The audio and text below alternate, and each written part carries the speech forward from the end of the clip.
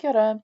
Okay, one of the other things that some of you are wanting to do is put roundish links in on the image, over the image. So I thought we'd have a go at that. That's relatively easy.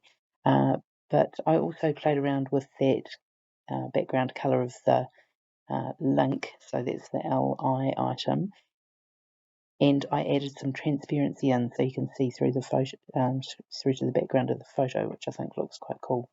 Oh, and the other thing I did was add the website title today at the top of the image, so on the image. So we'll have a look at how to do those things. All right, let's jump in. So I grabbed my index page because I was still using the container with the image, but I changed the content around. So let's have a look. So what I've done this time. So within my body, so body starts here and finishes way down there, I've got my container. Here's my image and here's the div class content. So let's look at the first thing. So I'm going to work a little bit back to front. I decided to do the nav first. So on the other page in the container, we had a heading and some paragraph text. All right, so this time I decided nav time. So it's exactly the same thing that you have done previously. I created a nav. I probably don't need that div, but I created an unordered list where I put my list items in. So you can see we've got the links, we've got the name that's going to show up on the page, and then I jumped in here and did some styling. Let me find it. Right, here it is. So we've got all of here, boom, boom, boom. So the nav styling was next. So I did style the nav. So yeah, let's keep the nav because I wanted to specify the color text, give it a bit of height. I wanted it center aligned within its little area, and the font size to be 1.4 EMs. So remember, 1 EM relates to 16 pixels, and it's proportional. Then the unordered list, I didn't want any of those little bullet points beside it.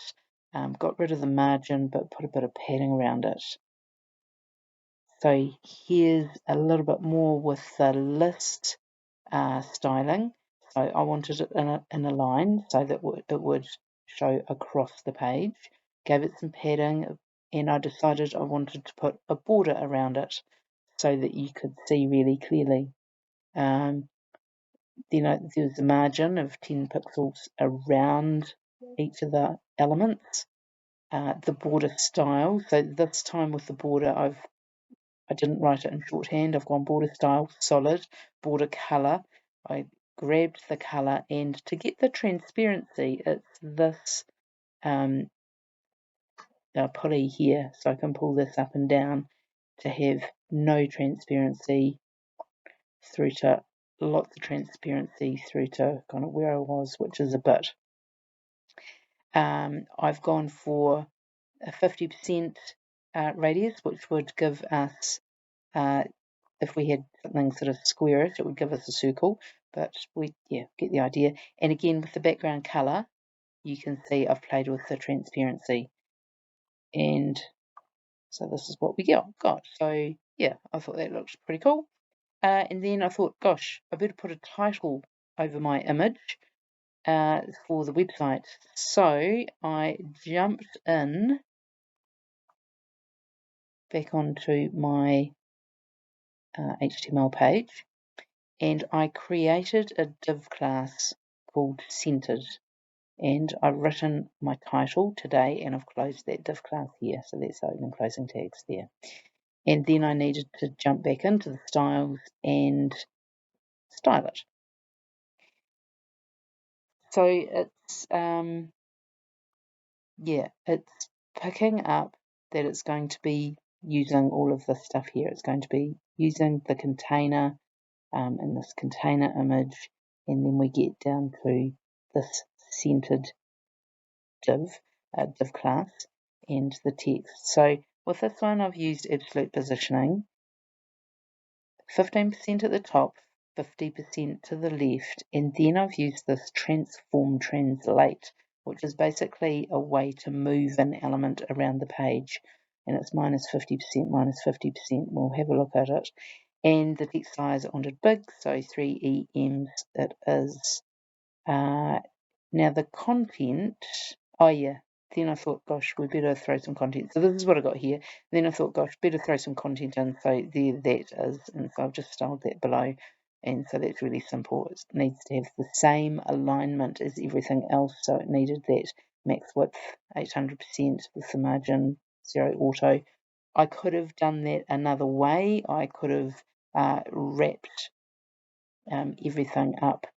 I could either do that within the body, so the HTML, sorry, the body sits on the HTML, so I could have had that at 800 pixels with the 0 auto margin to get the alignment.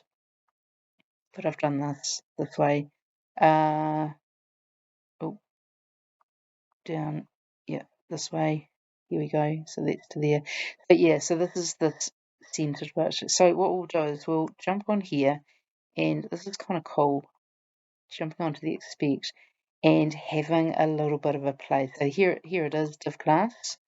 And remember, if you can't see this, often there's a little X that you need to close some information down, and then you'll be able to see the styling that goes with it. So if I untick the position absolute, oh, my titles disappeared altogether. So that's interesting. If I untick the 15%, goes right up to the top, so that's going to give it 15% down. Unticking the left to the 30, so that helps centering it. But this is interesting. If I get rid of this transform, it throws it out, and I'll select that and just shrink this up a bit, and so you can see it's not centered at all.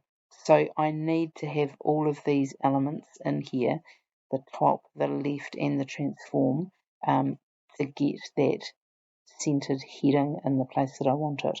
And of course, if I got rid of my 3 EMs, oh, it's tiny. So that's something else that you could play around with. Have fun.